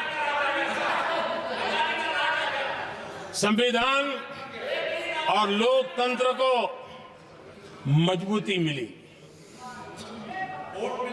ये पुरानी जो बीमारियों थी, उस बीमारी से मुक्ति का हमने एक अभियान चलाया। बीते 10 साल यहां से पूछा गया, हमने भी संविधान संशोधन किए। जी हां, हमने भी संविधान संशोधन किए हैं, देश की एकता के लिए, देश की अखंडता के लिए, देश के उज्जवल भविष्य के लिए और संविधान की भावना के प्रति पूर्ण समर्पण के साथ किए हैं। हमने संविधान संशोधन किया, क्यों किया? इस देश का ओबीसी समाज तीन दशक से ओबीसी कमीशन को संवैधानिक दर्जा देने के लिए मांग कर रहा है। ओबीसी के सम्मान के लिए, उसको संवैधानिक दर्जा देने के लिए हमने संविधान संशोधन किया है। हमें गर्व है ये करने का। समाज के दबे कुचले लोगों को उनके साथ खड़े होना, ये हम अपना कर्तव्य मानते हैं, इसलिए संविधान संशोधन किया। आदरणीय सभापति जी, इस देश में एक बहुत बड़ा वर्ग था, वो किसी भी जाति में क्यों न जन्मा हो, लेकिन गरीबी के कारण अवसरों को वो पा नहीं सकता था, आगे बढ़ नहीं सकता था। और इसलिए उसने असंतोष की ज्वाला भड़क रही थी और सबकी मांग रहती थी, कोई निर्णय नहीं करता था। हमने संविधान संशोधन किया, सामान्य जन के गरीब परिवार के 10% आरक्षण का किया, और ये पहला आरक्षण का संशोधन था। देश में कोई विरोध का स्वर नहीं उठा, हर किसी ने प्यार से उसको स्वीकार किया। संसद ने भी सहमति के साथ पारित किया, क्योंकि समाज की एकता की उसमें ताकत पड़ी थी, संविधान की भावनाओं का भाव पड़ा था, सबने सहयोग किया था, तब जाकर के हुआ था। आदरणीय सभापति जी हां, हमने भी संविधान में संशोधन किए हैं, लेकिन हमने संविधान में संशोधन किया महिलाओं को शक्ति देने के लिए। संसद और विधानसभा में, और संसद का पुराना भवन गवाह है, जब देश महिलाओं को आरक्षण देने के लिए आगे बढ़ रहा था और कानून बिल पेश हो रहा था, तब उन्हीं का एक साथी दल वेल में आता है,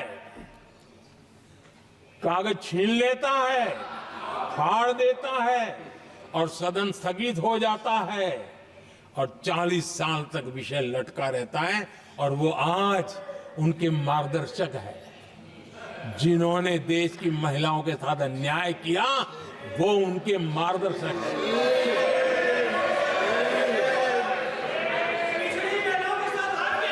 आदरणीय सभापति जी, हमने संविधान संशोधन किया, हमने देश की एकता के लिए किया। बाबा साहब आंबेडकर का संविधान 370 की दीवार के कारण जम्मू कश्मीर की तरफ देख भी नहीं सकता था। हम चाहते थे बाबा साहब आंबेडकर का संविधान हिंदुस्तान के हर हिस्से में लगना चाहिए, और इसलिए बाबा साहब को श्रद्धांजलि भी देनी थी, देश की एकता को मजबूत करना था। हमने संविधान संशोधन किया, डंके की चोट पर किया, और 370 को हटाया, और भारत की सुप्रीम कोर्ट ने भी अब तो उसको मोहर लगा दी है। आदरणीय सभापति जी, हमने 370 का हटाने के लिए संशोधन किया। हमने ऐसे कानून भी बनाए। जब देश का विभाजन हुआ, महात्मा गांधी समेत देश के वरिष्ठ नेताओं ने सार्वजनिक रूप से कहा था कि पड़ोस के जो हमारे देश हैं, जहां जो माइनॉरिटीज है, वो जब भी संकट में आएगी तो उनकी चिंता ये देश करेगा। गांधी जी ने का वचन था, जो उनके नाम पर सत्ता पर चढ़ जाते थे उन्होंने तो पूरा नहीं किया, हमने सीएए ला करके उसको पूरा किया। वो कानून हमने लाया, हमने किया है, और गर्व के साथ आज भी हम उसको ओन कर रहे हैं, मुंह नहीं छुपाते हैं, क्योंकि देश के संविधान की भावना के साथ मजबूती के साथ खड़े रहने का हमने काम किया। आदरणीय सभापति जी, हमने जो संविधान संशोधन किए हैं, वो पुरानी गलतियों को ठीक करने के लिए किए, और हमने एक उज्जवल भविष्य का रास्ता मजबूत करने के लिए किए हैं। और समय बताएगा, समय की कसौटी पर हम खरे उतरेंगे, क्योंकि वो सत्ता स्वार्थ के लिए किया गया पाप नहीं है, हमने देश हित में किया हुआ पुण्य है। और इसलिए हमें जो सवाल पूछते हैं, आदरणीय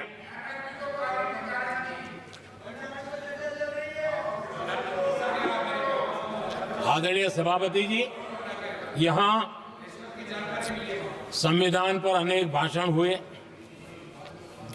अनेक विषय उठाए गए, हर एक की अपनी मजबूरियां होगी, राजनीति कुछ न कुछ करने के लिए कुछ करते होंगे,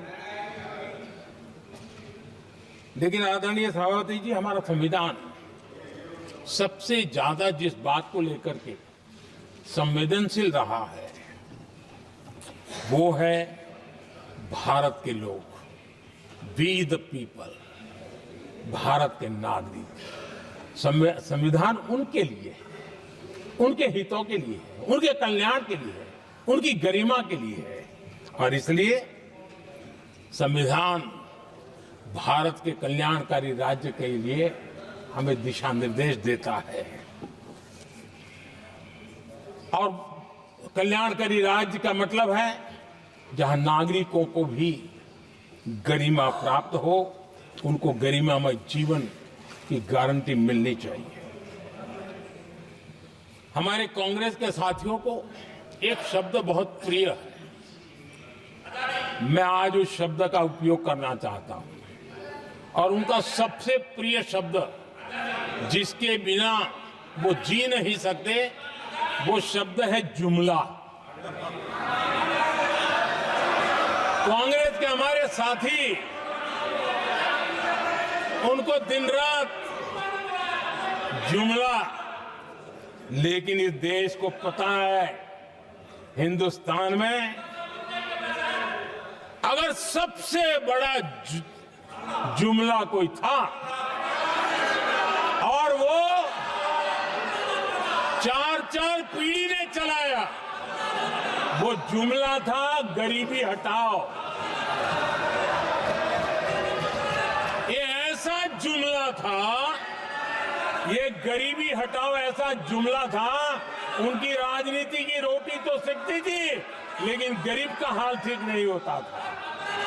आदरणीय सभापति जी, जरा कोई मुझे कहे आजादी के इतने सालों के बाद क्या एक डिग्निटी के साथ जीने वाले परिवार को क्या उसे टॉयलेट भी उपलब्ध नहीं होना चाहिए? क्या आपको ये काम करने की फुर्सत नहीं मिली?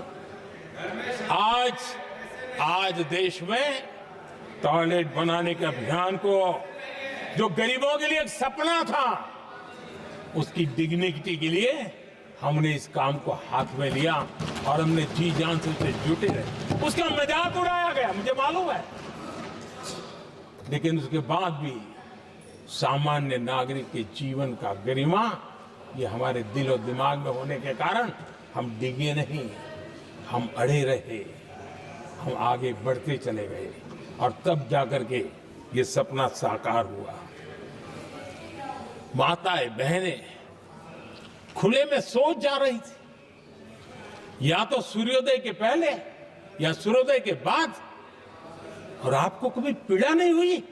और उसका कारण यह था कि आपने गरीबों को और गरीबी को टीवी में देखा है, अखबार की सुर्खियों में देखा है, आपको गरीब की जिंदगी का पता नहीं, वरना आप इसके साथ ऐसा जुल्म नहीं करते।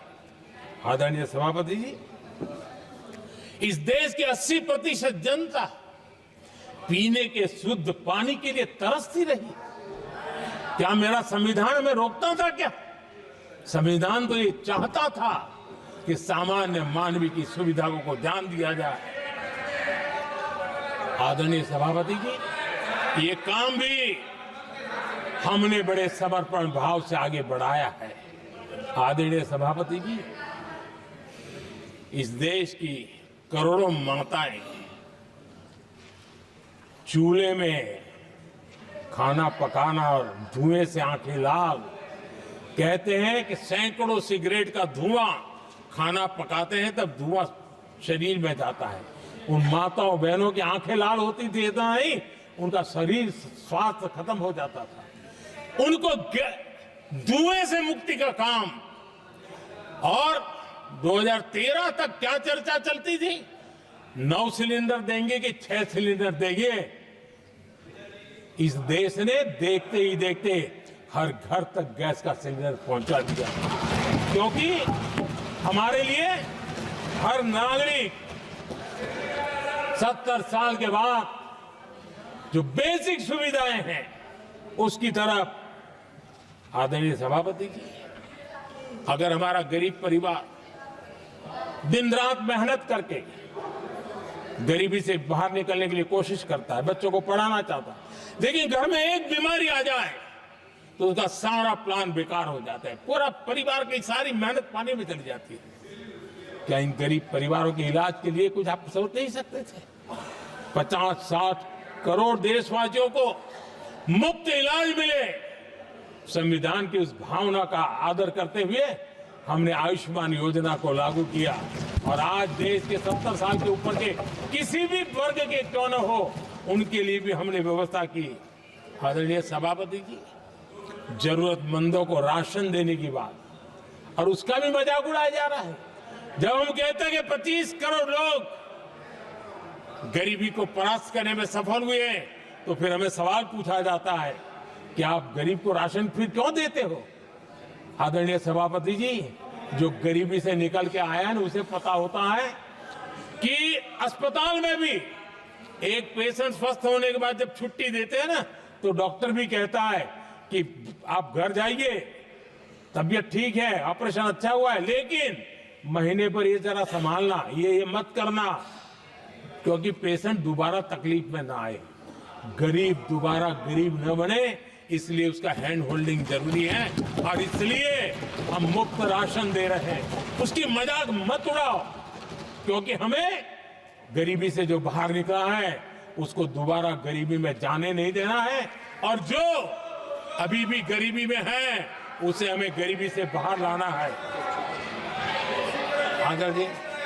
आदरणीय सभापति जी, हमारे देश में गरीबों का नाम पर जो जुमले चले, उसी गरीबों के नाम पर बैंकों का राष्ट्रीयकरण किया गया गरीबों के नाम पर। लेकिन 2014 तक इस देश के 50 करोड़ नागरिक ऐसे थे जिन्होंने बैंक का दरवाजा तक नहीं देखा था। आदरणीय सभापति जी, गरीब को बैंक में प्रवेश तक नहीं था, ये पाप आपने किया, और आज 50 करोड़ गरीबों के बैंक खाते खोल करके हमने बैंक के दरवाजे गरीबों के लिए खोल दिए। इतना ही नहीं, ये एक प्रधानमंत्री कहते थे कि दिल्ली से 1 रुपया निकलता है तो 15 पैसा पहुंचता है, लेकिन उपाय उनको आता नहीं था। उपाय हमने दिखाया। आज दिल्ली से 1 रुपया निकलता है, 100 के 100 पैसे गरीब के खाते में जमा होते हैं। क्यों? हमें बैंक का सही इस्तेमाल क्या करना, बैंक का सही उपयोग क्या करना। माननीय सदस्य मोबाइल नहीं देखें। आदरणीय सभापति जी, बिना गारंटी के ऋण देश के अंदर जिन लोगों को बैंक के दरवाजे तक जाने की इजाजत नहीं थी, आज स्थापित सरकार का संविधान के प्रति जो समर्पण है ना, आज बिना गारंटी वो बैंक से लोन ले सकता है। ये ताकत हमने गरीब को दी है। आदरणीय सभापति जी, गरीबी हटाओ का जुमला इसी के कारण जुमला बनकर के रह गया।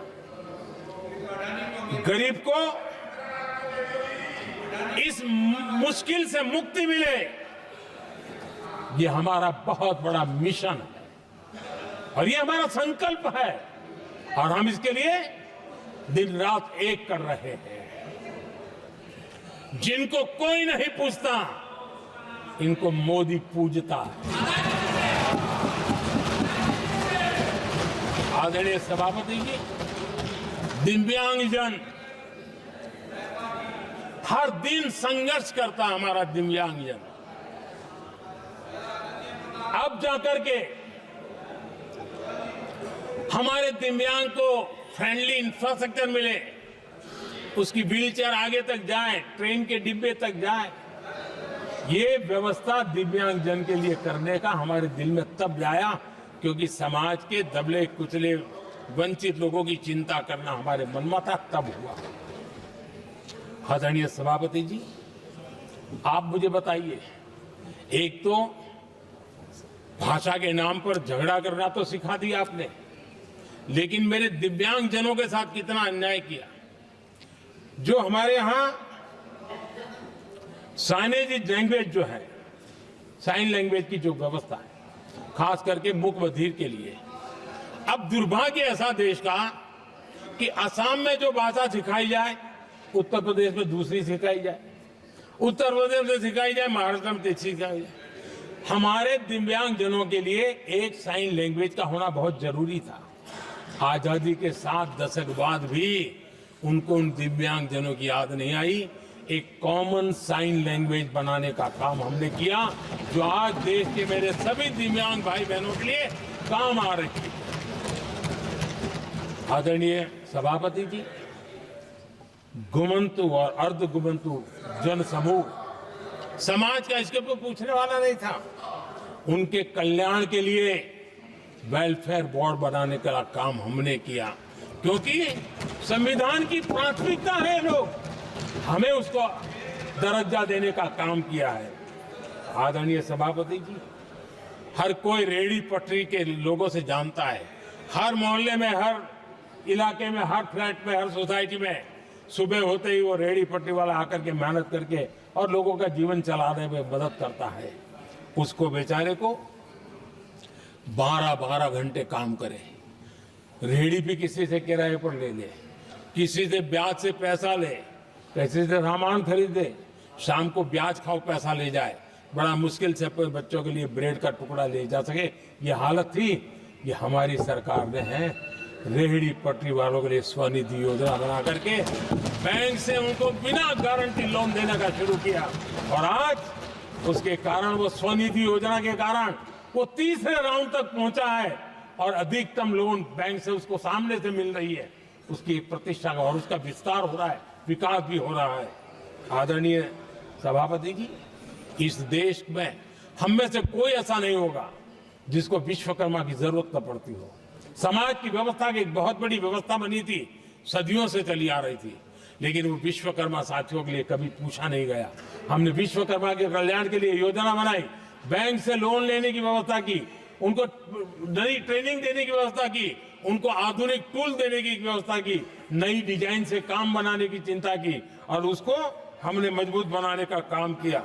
आदरणीय सभापति जी, ट्रांसजेंडर जिसको परिवार ने धुतकार दिया, जिसको समाज ने धुतकार दिया, जिसकी कोई चिंता करने वाला नहीं था, ये हमारी सरकार है कि इसको भी भारत के संविधान ने हक दिए हैं। उस ट्रांसजेंडर के अधिकारों के लिए कानून और व्यवस्थाएं बनाने का काम हमने किया। उनको गरिमापूर्ण जीवन मिले, उनके अधिकारों की सुरक्षा के लिए हमने काम किया। आदरणीय सभापति जी, हमारे आदिवासी समाज इतनी सारी बातें करते, मुझे तो याद है मैं जब गुजरात का मुख्यमंत्री बना तो हमारे यहाँ उमरगांव से अंबाजी तक एक पूरा बेल्ट, गुजरात का पूर्वी हिस्सा पूरा आदिवासी बेल्ट, और एक कांग्रेस के मुख्यमंत्री आदिवासी रह चुके थे। इतने सालों के बाद भी उस पूरे इलाके में एक भी साइंस स्ट्रीम की स्कूल नहीं थी। मेरे आने से पहले एक भी साइंस स्ट्रीम की स्कूल नहीं थी।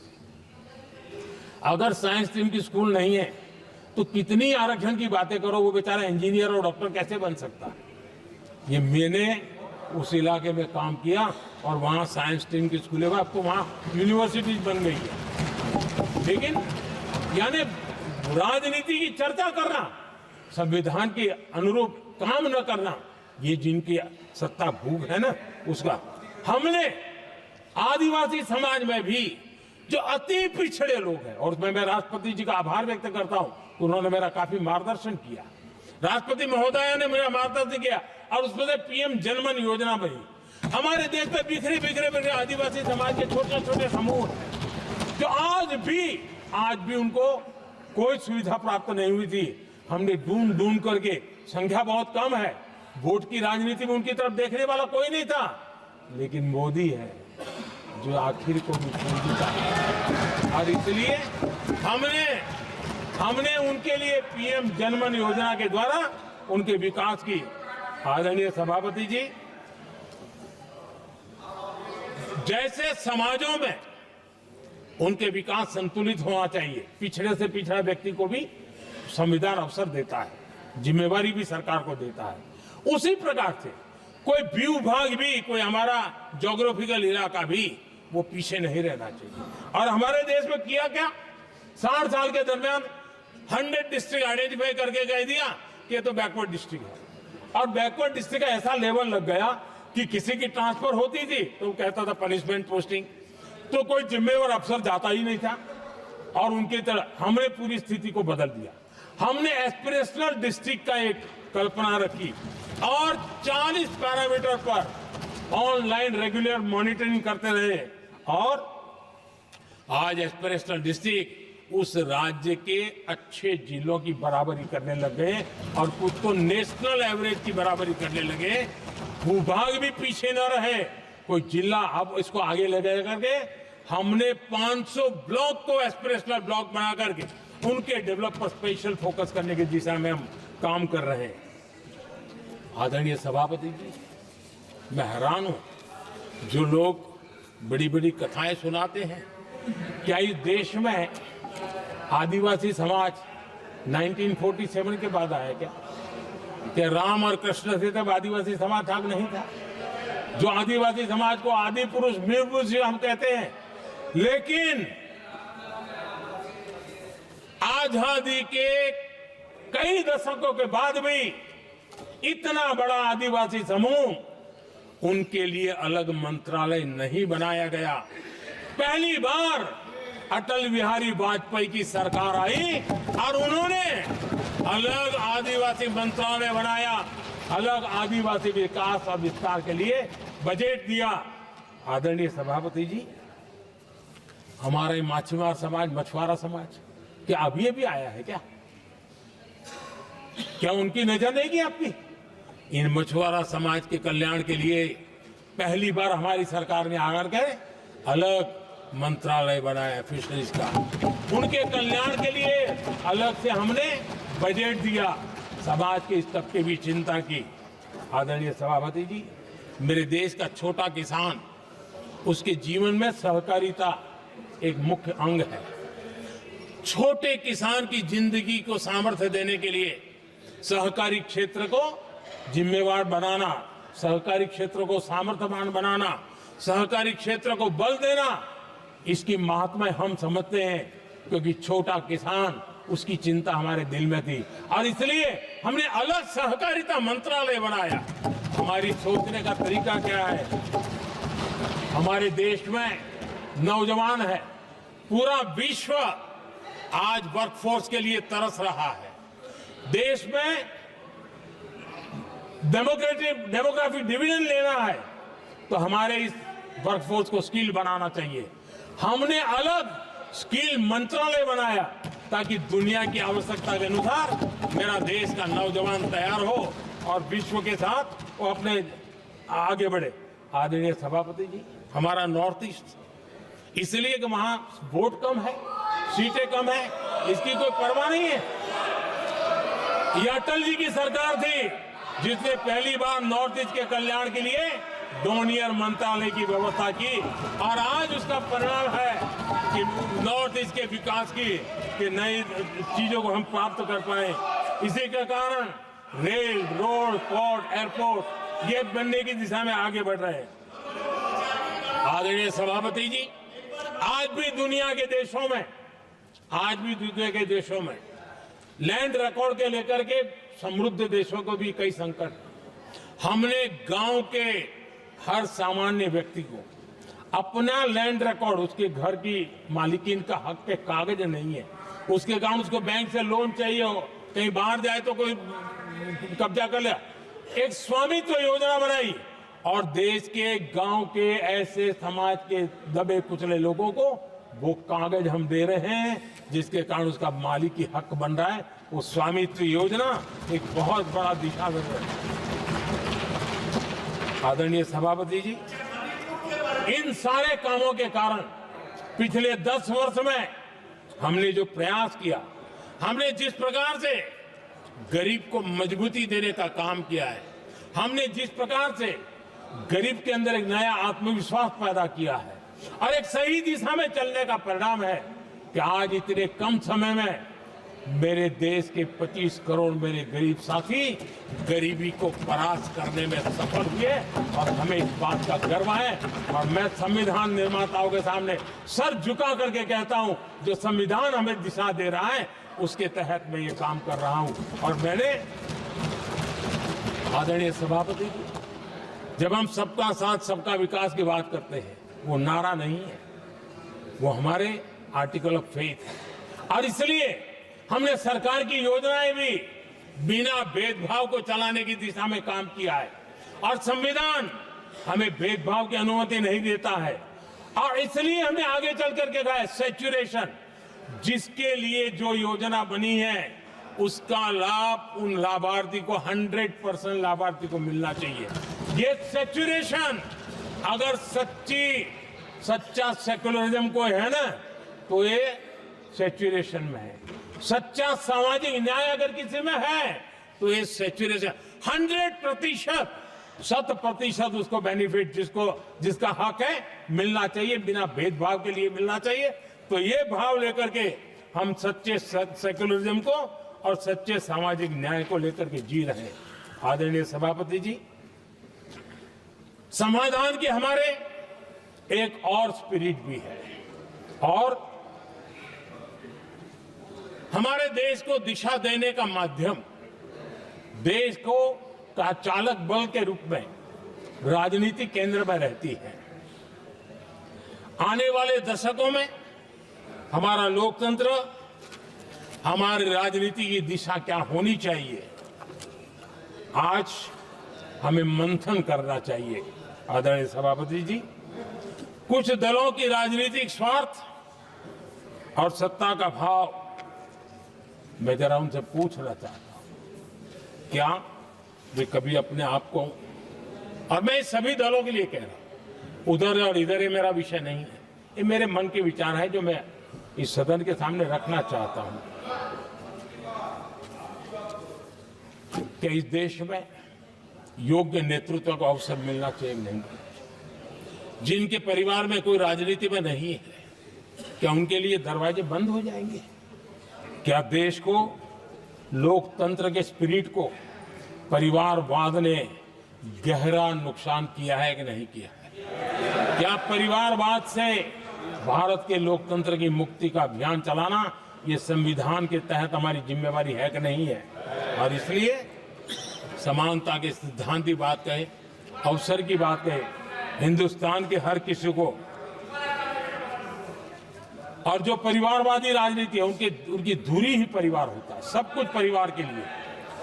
देश को, देश के नौजवानों को आकर्षित करने के लिए, लोकतंत्र को मजबूत बनाने के लिए और देश के युवाओं को आगे आने के लिए हम सभी राजनीतिक दलों ने प्रयास करना चाहिए। सभी राजनीतिक दलों ने, जिनकी पार्श्वभूमि में राजनीतिक परिवार नहीं है, ऐसे फ्रेश ब्लड को लाने के लिए प्रयास करना, ये मैं मानता हूं कि देश की लोकतंत्र की, और इसीलिए मैंने लाल किले से कहा है कि मेरा एक विषय लेके मैं लगातार बोल रहा हूं, बोलता रहूंगा। 1 लाख ऐसे नौजवानों को देश की राजनीति में लाना है जिनका कोई परिवार का बैकग्राउंड राजनीतिक परिवार का नहीं है। और इसलिए देश को एक फ्रेश एयर की जरूरत है, देश को नई ऊर्जा की जरूरत है, देश को नए संकल्प और सपने लेकर के आने वाले युवकों की जरूरत है। और भारत के संविधान के जब 75 वर्ष मना रहे हैं तो हम दिशा में आगे बढ़े। आदरणीय सभापति जी, मुझे याद है मैंने एक बार लाल किले से संविधान में हमारे कर्तव्य को लेकर के उल्लेख किया था, और मैं हैरान हूं कि जिनको संविधान का समझ नहीं आता है वो कर्तव्य की भी मजाक उड़ाने लग गए। मैंने ऐसा कोई इंसान देखा नहीं दुनिया में कि जिसको इसमें भी इतराज हो सकता है आने। लेकिन देश का दुर्भाग्य है, हमारे संविधान ने नागरिकों के अधिकार तय किए हैं, लेकिन संविधान को हमसे कर्तव्य की भी अपेक्षा है। और हमारी सभ्यता का सार है धर्म, ड्यूटी, कर्तव्य, ये हमारी सभ्यता का सार है। और महात्मा गांधी जी ने कहा था महात्मा जी का कोट है, उन्होंने कहा था, मैंने ये अपनी अशिक्षित लेकिन विद्वान मां से सीखा है कि हम अपने कर्तव्यों को जितना अच्छे से निभाते हैं उसी से अधिकार निकल करके आता है। ये महात्मा जी ने कहा था। मैं महात्मा जी की बात को आगे बढ़ाता हूं और मैं कहना चाहूंगा, अगर हम अपने मौलिक कर्तव्यों का पालन करें तो कोई भी हमें विकसित भारत बनाने से नहीं रोक सकता। संविधान का 75वां वर्ष कर्तव्य के प्रति हमारे समर्पण भाव को, हमारी प्रतिबद्धता को और ताकत दे, देश कर्तव्य भावना से आगे बढ़े, ये मैं मानता हूं समय की मांग है। आदरणीय सभापति जी, भारत के भविष्य के लिए संविधान के स्पिरिट से प्रेरित होकर के मैं आज इस सदन के पवित्र मंच से 11 संकल्प सदन के सामने रखना चाहता हूं। पहला संकल्प है, चाहे नागरिक हो या सरकार हो, सभी अपने कर्तव्यों का पालन करें। दूसरा संकल्प है, हर क्षेत्र, हर समाज को विकास का लाभ मिले, सबका साथ, सबका विकास हो। तीसरा संकल्प है, भ्रष्टाचार के प्रति जीरो टॉलरेंस हो। भ्रष्टाचारी की सामाजिक स्वीकार्यता न हो। भ्रष्टाचारी की सामाजिक स्वीकार्यता न हो। चौथा संकल्प है, देश के कानून, देश के नियम, देश की परंपराओं के पालन में देश के नागरिकों को गर्व होना चाहिए, गर्व का भाव हो। पांचवा संकल्प, गुलामी की मानसिकता से मुक्ति हो, देश की विरासत पर गर्व हो। छठा संकल्प, देश की राजनीति को परिवारवाद से मुक्ति मिले। सातवां संकल्प,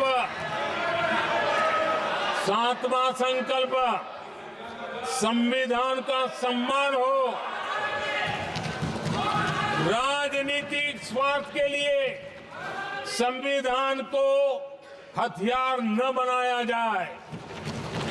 आठवां संकल्प, संविधान की भावना के प्रति समर्पण रखते हुए जिनको आरक्षण मिल रहा है वो न छीना जाए और धर्म के आधार पर आरक्षण की हर कोशिश पर रोक लगे। नौवां संकल्प, विमेन लेड डेवलपमेंट में भारत दुनिया के लिए मिसाल बने। 10वां संकल्प, राज्य के विकास से राष्ट्र का विकास, ये हमारा विकास का मंत्र हो। 11वां संकल्प, एक भारत श्रेष्ठ भारत का ध्येय सर्वोपरि हो। आदरणीय सभापति जी, इसी संकल्प के साथ हम सब मिलकर के अगर हम आगे बढ़ते हैं तो संविधान की जो निहित भावना है, वी द पीपल, सबका प्रयास, हम इसी मंत्र को लेकर के आगे चले और विकसित भारत का सपना इस सदन में बैठे हुए सबका तो होना ही चाहिए। 140 करोड़ देशवासियों का सपना जब बन जाता है और संकल्प लेकर के जब देश चल पड़ता है तो इच्छित परिणाम लेकर के रहता है।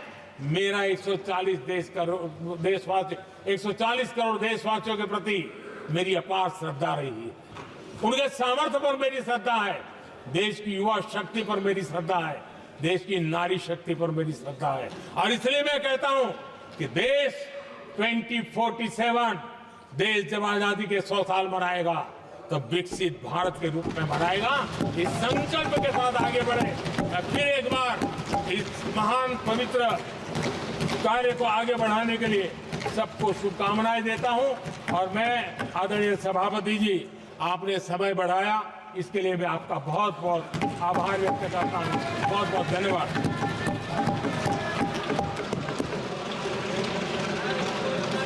सभा की कार्रवाई सोमवार दिनांक 16 दिसंबर 2024 प्राप्त 11 बजे तक के लिए स्थगित की जाती है।